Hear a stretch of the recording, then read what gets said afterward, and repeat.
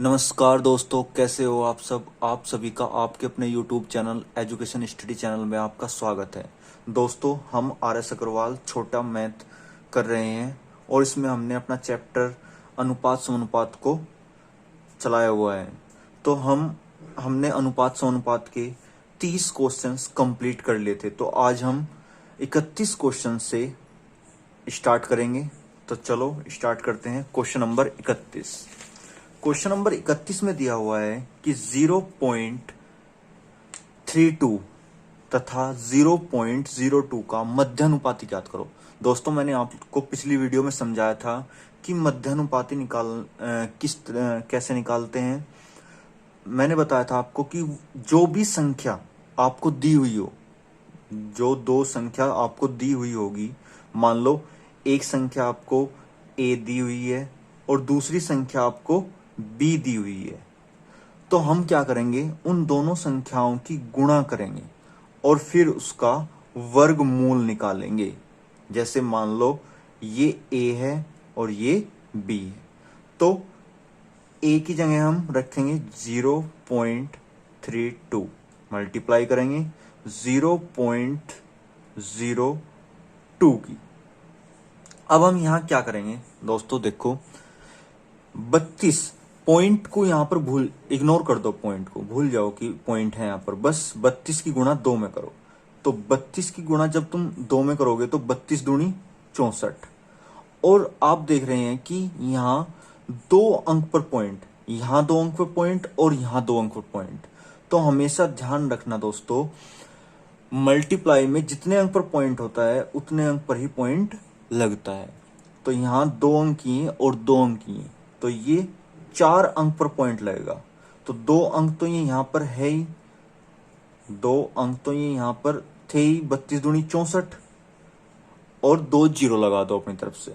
अब मैंने आपको पिछली वीडियो में बताया हुआ है कि वर्गमूल में आधे अंक पर पॉइंट लगता है। तो 64 किसका होता है, 64 8 का होता है और यहां पर 4 अंक हैं।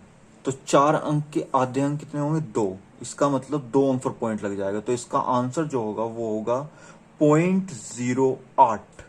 इसका जो आंसर होगा दोस्तों वो होगा 0.08। अब हम क्वेश्चन नंबर 32 को करेंगे। क्वेश्चन नंबर 32 में क्या बोला गया है, क्वेश्चन नंबर 32 में बोला गया है कि 21, 38, 55, 106 प्रत्येक में से क्या घटाया जाए कि नई संख्या समानुपाती हो जाए। समानुपाती का मतलब दोस्तों होता है समान अनुपात में हो जाए। तो जब भी आपको कभी ऐसा क्वेश्चन मिलेगा तो आप कैसे करोगे, पहली 2 संख्या के जोड़े बनाओगे और दूसरी 2 संख्या होगी। अब इसे हम कैसे लिखेंगे, 21/38 और यहां लिखेंगे 55/106। अब हम इस क्वेश्चन को ऑप्शन से करेंगे। ऑप्शन से कैसे करेंगे, ऑप्शंस दिए हुए हैं कि 2, 4, 6 और 8। दोस्तों, मैं इसका डायरेक्टली जो इसका आंसर है वही ऑप्शंस उठाऊंगा, क्योंकि वीडियो ज़्यादा लंबी हो जाएगी अगर मैं सारे करा के ऐसे ही दिखाऊंगा। तो इसमें बोला गया है, इसमें बोला गया है क्वेश्चंस में कि प्रत्येक में से क्या घटाया जाए। तो मान लो मैं प्रत्येक में से 4 को घटा दूं, तो अगर मैं यहाँ 21 में से 4 को घटाऊंगा और 38 में से भी 4 को घटाऊंगा, तो जितना मैं इधर से घटाऊंगा उतना ही मुझे इधर से घटाना है।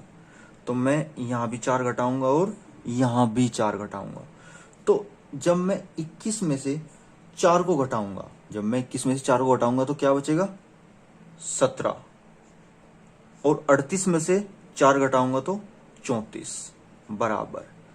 यहां 55 में से 4 घटाऊंगा तो 51 और 106 में से 4 घटाऊंगा तो 102। अब इन्हें काट लो, 17 कम 17 और 17 दूनी 34, 51 कम 51 और 51 दूनी 102। तो दोस्तों, आप देख रहे हैं कि 1/2 बराबर 1/2। इसका मतलब हमारा ये ऑप्शन बिल्कुल सही है। तो इसका जो आंसर होगा वो 4 होगा। अगर आप प्रत्येक पद में से 4 घटा दोगे तो ये संख्याएं समानुपाती हो जाएंगी। क्वेश्चन नंबर अब हम 33 को करेंगे। क्वेश्चन नंबर 33 में क्या बोला गया है? क्वेश्चन नंबर 33 में बोला गया है कि 15:19 के प्रत्येक पद में से क्या घटाया जाए कि नई संख्याएं 3-4 के अनुपात में बन जाए। तो दोस्तों मैंने आपको बताया था कि 15:19 को हम कैसे लिख सकते हैं? 15/19 के प्रत्येक पद में से क्या घटाया जाए, इसके प्रत्येक पद में से क्या घटाया जाए। मान लो मैं इसमें से कोई संख्या n घटा दूं कि जो नया अनुपात, नई संख्याएं 3-4 के अनुपात में बन जाए, मतलब कि 3/4 के अनुपात में बन जाए। तो दोस्तों हम इसमें क्रॉस मल्टीप्लाई करेंगे। क्रॉस मल्टीप्लाई कैसे करेंगे? 4 की गुणा 15 में करेंगे तो 15 चौका 60, बीच में माइनस है तो यहां माइनस लगाएंगे। 4 की गुणा n में करेंगे तो 4n बराबर 3 की गुणा 19 में करेंगे तो 19×3 = 57, बीच में माइनस है तो माइनस लगाएंगे। 3 की गुणा n में करेंगे तो ये 3n होगा। अब हम n वाले एक साइड लाएंगे और ये एक साइड। तो दोस्तों हम 4n को दूसरी बराबर से दूसरी साइड ले जाएंगे। तो 4n जब इधर लेके जाएंगे तो हम तो प्लस के 4n हो जाएगा और ये माइनस का 3n यहाँ पर है ही। अब ये यहाँ 60 है, इसे 57 को हम इस साइड ले जाएंगे तो ये माइनस का हो जाएगा। तो 4n में से जब 3n जाएंगे तो बचेंगे n, और 60 में से 57 जाने के बाद क्या बचेंगे? 3। तो इसकी जो n की वैल्यू आई वो 3 आई। तो अगर हम प्रत्येक पद में से 3 को घटा दिया जाए तो अनुपात 3/4 बन जाएगा। तो इसका आंसर जो होगा दोस्तों वो 3 होगा। दोस्तों हम इसे ऑप्शन से भी कर सकते थे। ऑप्शन से हम इसे कैसे करेंगे?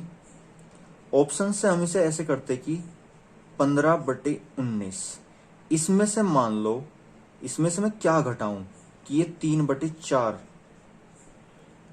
अनुपात हो जाए इसका। तो मैं ऑप्शन से 3 उठाता और इसमें से 3 घटा देता। तो जब मैं इसमें 3 घटाता तो यहाँ पे 12 बचता और यहाँ पर 16 बचता और यहाँ 3/4।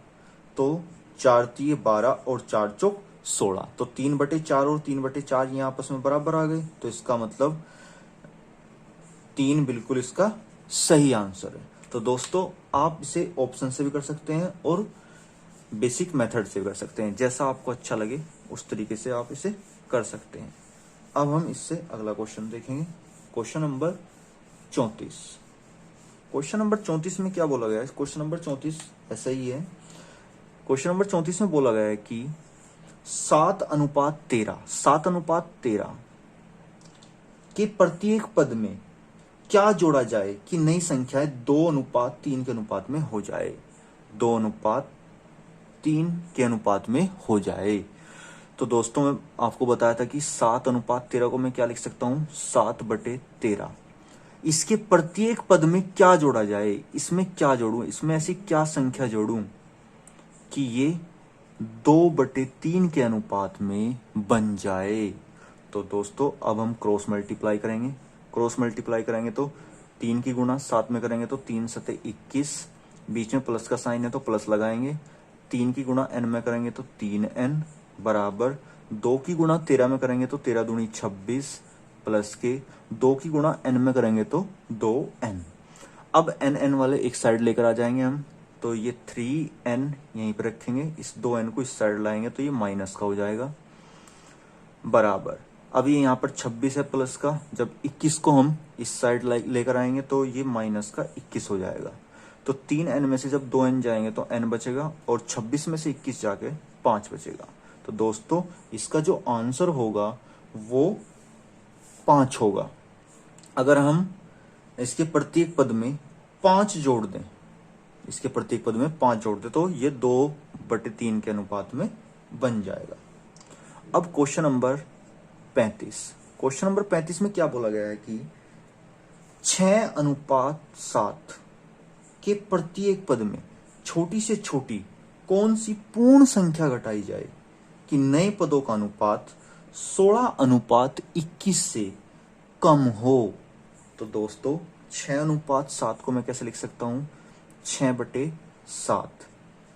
इसके प्रत्येक पद में से छोटी से छोटी कौन सी पूर्ण संख्या घटाई जाए। मान लो संख्या n घटा दो इसमें से कोई, कि ये 16/21 से कम हो। नए पदों का जो अनुपात है वो 16/21 से कम हो। ऐसी कौन सी संख्या घटाई जाए ये बताना है दोस्तों हमको। तो इसकी ये हम क्रॉस मल्टीप्लाई करेंगे। क्रॉस मल्टीप्लाई करो, 21 6 का 126 माइनस, बीच में माइनस है तो माइनस लगाया, 21 की गुणा n में करेंगे तो 21n बराबर 16 की गुणा 7 में करेंगे तो 16 7 112 माइनस 16n। अब n वाले एक साइड लेकर आ जाओ, इस 21n को इस साइड लेकर आएंगे तो ये प्लस का 21n हो जाएगा और माइनस का 16n यहां पर है ही। अब ये 126 है यहां पर, इसे 112 को इधर लेके आएंगे तो ये माइनस का हो जाएगा 112। अब 21n में से 16n जाएंगे तो 5n बचेंगे बराबर 6 में से 2 जाके 4 बचे और यहाँ 2 में से 1 जाके 1 बचा। तो अब हम यहां से हमें n का मान निकालना है। तो n का मान क्या होगा 14/5। यहाँ 14/5। तो 5 दूनी 10 और 5 अठू 40। तो जो n की वैल्यू होगी वो होगी 2.8। लेकिन ऑप्शंस में दोस्तों 2.8 नहीं दिया हुआ है। ऑप्शंस में दिए हुए हैं आपके 2 3 4 और 6। तो देखो ये जो वैल्यू आई n की वैल्यू, इसने बोला कि पूर्ण संख्या होनी चाहिए। पूर्ण संख्या मतलब पॉइंट में नहीं होनी चाहिए, पूरी पूरी होनी चाहिए।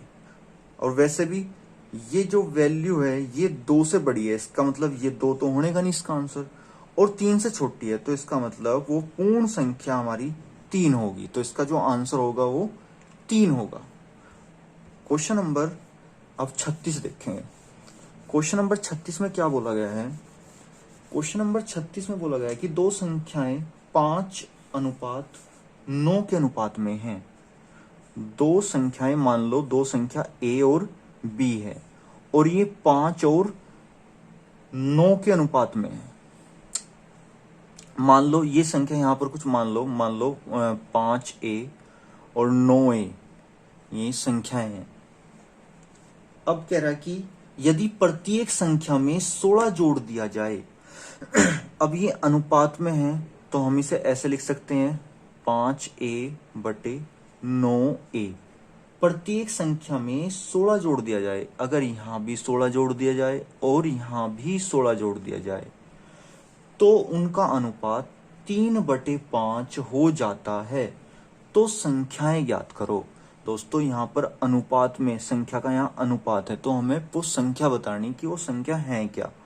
तो हम इनकी क्रॉस मल्टीप्लाई करेंगे। क्रॉस मल्टीप्लाई कैसे करेंगे, 5 की गुणा 5 में करेंगे तो 5 पंजे 25a प्लस, बीच में प्लस है तो प्लस लगाएंगे, 16 पंजे 80 बराबर 3 की गुणा 9 में करेंगे तो 3 नम 27a प्लस के 16 3 48, ये 48 हो गया।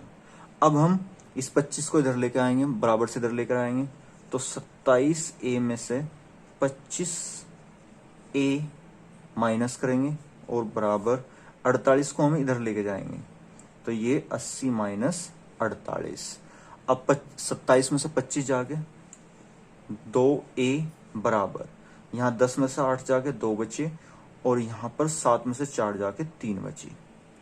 अब यहां से a की जो वैल्यू निकल के आएगी वो a बराबर 2 एकम 2 और 2 छिक 12। तो दोस्तों यहां से a की वैल्यू निकल के आई 16। अब a का मान हम यहां रख देंगे। a का मान जब हम यहां पर रखेंगे तो 5 a और b जो संख्या निकल के आएगी 5 गुणा a का मान आया हमारा 16 अनुपात 9 गुणा a का मान कितना आया 16। तो 16 पंजे 80 और 16 निम्मा 144। तो हमारी जो दो संख्याएं, जो हमारी दो संख्याएं आई वो 80 और 144 निकल के आई दोस्तों। तो आपका आंसर होगा 80 और 144। अब क्वेश्चन नंबर 37। क्वेश्चन नंबर 37 में क्या बोला गया है। क्वेश्चन नंबर 37 में बोला गया है दो संख्याओं का अनुपात, दो संख्याएं हैं, मान लो दो संख्या a और b है, इनका अनुपात 3:4 है। इनका जो अनुपात है वो 3:4 है और उनका योग 420 है। जो इनका योग है वो 420 है। इन दोनों का योग 420 है। तो बड़ी संख्या कितनी है? तो बड़ी संख्या में बतानी है। दोस्तों इस क्वेश्चंस को आप कोई एक्स मानकर या एन मानकर कैसे भी कर सकते हो। मान लो मैं यहाँ ए मान लो संख्या 3a और 4a है। अब इसने बोला कि दोनों संख्याओं का योग, दोनों संख्या मतलब 3a और प्लस 4a, इनका योग कितना है? 420। अब 4 3 7a बराबर 420 और a बराबर यहां से क्या निकल के आएगा? 420 बटे 7, तो 7 छंग 42। 7 छंग 42। तो जो a की वैल्यू आई यहां से निकल के वो कितनी आई? 60। a की वैल्यू आई 60। अब इसने कहा कि ये बताओ कि बड़ी संख्या क्या होगी। तो बड़ी संख्या इन दोनों में से कौन सी है? 4a। तो 4a, तो 4a की वैल्यू आई हमारी 60। तो बड़ी संख्या जो होगी वो 4 6 24, 240 होगी। दोस्तों इस क्वेश्चन को आप ऐसे भी कर सकते हो बेसिक से, लेकिन आपको इतना लंबा करने की कोई जरूरत नहीं है। आप कैसे करोगे? देखो, इसने बोला कि दो संख्याएं हैं 3 और 4, 3:4। आप हमेशा ध्यान रखोगे कि योग हमेशा योग से कटेगा। इसने कहा दो संख्याओं का जो योग है वो 420 है। योग हमेशा योग से कटेगा, अंतर हमेशा अंतर से कटेगा, गुणनफल हमेशा गुणनफल से कटेगा। इसने कहा दो संख्याओं का योग 420 है, लेकिन हमने देखा कि हमारी दो संख्याओं का योग 4 3 7 है। तो 7 से हम काटेंगे तो 7 छंग 42। अब इसने कहा बड़ी संख्या बताओ कि बड़ी संख्या कौन सी है। बड़ी संख्या कौन सी है इन दोनों में से? 4। तो 4 की गुणा 60 में कर दो, तो 4 6 24। तो जो इसका आंसर होगा वो कितना होगा? 240। अब क्वेश्चन नंबर 38 भी बिल्कुल ऐसा ही है। क्वेश्चन नंबर 38 में क्या बोला गया है कि छंतर को 4 भागों में बांटा गया। 4 भाग मान लो A B C D है और 7:5:3:4 के अनुपात में बांटा गया। तो बोल रहा कि सबसे छोटा भाग बताओ कि सबसे छोटा भाग कितना होगा। सबसे छोटा भाग कितना होगा? तो आप एक बात बताओ, योग योग से कटेगा। यहाँ चारों संख्याओं का जो योग है वो 76 है, लेकिन हमारे हिसाब से योग कितना होगा? 7 और 3 10 और 5 15, 15 4 19। तो 19 चौका 76। अब इस संख्या की गुणा जहां भी करोगे आप उसी का मान ये लेकर आएगी। 4 की गुणा अगर आपसे यहाँ पूछता कि बड़ी संख्या बताओ, तो बड़ी संख्या 7 में मल्टीप्लाई कर देते। लेकिन इसने पूछा यहाँ कि सबसे छोटी संख्या बताओ, तो सबसे छोटी संख्या कौन सी है? 3। तो हम 4 की गुणा 3 में करेंगे, तो 4 3 12। तो जो इसका आंसर होगा दोस्तों वो 12 होगा। अब क्वेश्चन नंबर 39। Question number 39। अब ये जो क्वेश्चंस चलेंगे दोस्तों हमारे, ये सिक्के वाले चलेंगे। अब सिक्के दोस्तों हमेशा ध्यान रखना आप कि क्वेश्चन नंबर 39 में क्या दिया हुआ है। 1 रुपए 50 पैसे, 25 पैसे के 378 सिक्के हैं। के 378 सिक्कों के मूल्य का अनुपात, ये मूल्य का अनुपात दे रहा है दोस्तों आपको 13:11:7। ये आपको मूल्य का अनुपात दिया, रुपए का, रुपए बोल लो या मूल्य बोल लो, ये मूल्य का अनुपात दिया हुआ है आपको। और जबकि टोटल जो सिक्के दिए हुए हैं आपको, ये सिक्के हैं, टोटल सिक्के, ये सिक्के दिए हैं आपको 378। अब कह रहा है कि 50 पैसे के सिक्कों की संख्या ज्ञात करो। 50 पैसे के जो सिक्के होंगे उनकी संख्या ज्ञात करनी है हमें। तो दोस्तों हमेशा ध्यान रखियो कि 1 रुपए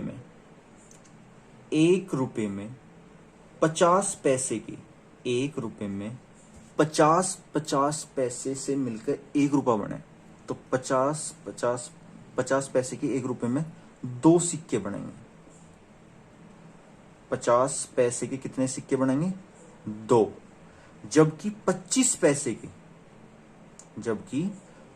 पैसे के 1 रुपए में 4 सिक्के बनेंगे।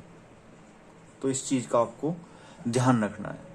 तो आपके पास अगर 13 रुपए हैं और आपको एक एक के सिक्के बनाने, तो कितने सिक्के बनेंगे? तो सिक्के बनेंगे आपके 13 सिक्के। आपके पास 13 रुपए हैं और एक एक रुपए के सिक्कों में आपको उसे तोड़ना, तो कितने सिक्के बनेंगे? 13 सिक्के। अब आपके पास 11 रुपए हैं और 50 पैसे के सिक्के बनाने हैं उनके, तो आपको पता है 1 रुपए में 50 पैसे के 2 सिक्के बने, तो 11 रुपए में 50 पैसे के कितने सिक्के बनेंगे? तो 11 दूनी 22।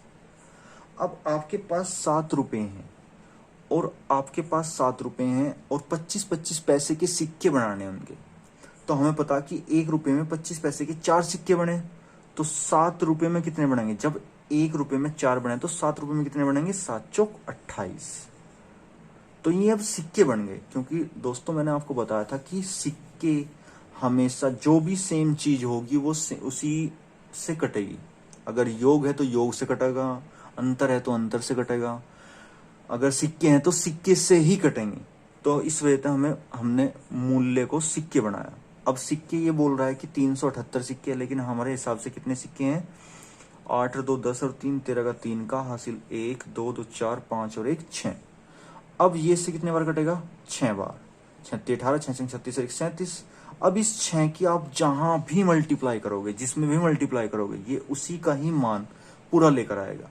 तो इसने कहा कि 50 पैसे के सिक्कों की संख्या बताओ, तो 50 पैसे ये रहे और इनके सिक्के इसके नीचे मिलेंगे ये वाले। तो 50 पैसे के सिक्कों की संख्या निकालनी, तो 22 गुणा 6, तो 6 दूनी 12, 6 दूनी 12 और 1 हासिल का 13। तो 50 पैसे के जो सिक्कों की संख्या होगी वो दोस्तों 132 होगी। तो दोस्तों आज इस वीडियो को हम यहीं तक रखेंगे। अगर आपको वीडियो पसंद आ रही है तो दोस्तों वीडियो को लाइक करो, शेयर करो और हमारे चैनल को सब्सक्राइब करो। तो मिलते हैं अगली वीडियो में, तब तक के लिए जय हिंद।